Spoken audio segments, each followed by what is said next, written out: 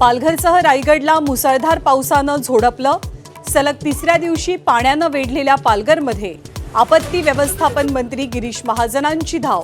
मोठ्या प्रमाणात जनजीवन विस्कळीत, नदी नाले तुडुंब।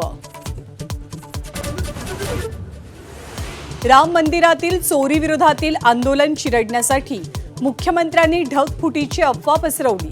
काँग्रेसचा गंभीर आरोप। नाशिकमध्ये ढगफुटी सदृश पावसाचा हवामान खात्याचा अंदाज फोल। शरद पवारांच्या राष्ट्रवादीकडनं महायुतीत सहभागी होण्यासाठी चाचपणी। जयंत पाटील आणि विनोद तावडेंची भेट, सूत्रांची माहिती। तर महायुतीत कोणताही नवा पक्ष येणार नाही, मुख्यमंत्र्यांचं स्पष्टीकरण। लोहगड हत्येप्रकरणी नवी चक्रावणारी माहिती समोर। सिया आणि प्रियकर चेतननं 4 महिन्यांपूर्वीच गुपचूप लग्न उरकल्याची माहिती। हत्येसाठी वेबसिरीजचा अभ्यास केल्याचाही अंदाज। एसआयटीचा अंतिम अहवाल आल्यानंतर सर्व आरोपांची उत्तरं देणार। राम मंदिर दान चोरी प्रकरणी चंपत राय यांची पहिली प्रतिक्रिया।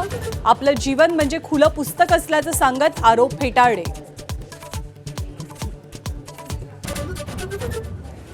विठुरायाच्या नामाची ओढ लागलेल्या वारकऱ्यांची पावलं पंढरीच्या दिशेनं। तुकोबांच्या पालखीचं देहूतून प्रस्थान, तर पैठणमधनं एकनाथांची पालखीही निघाली।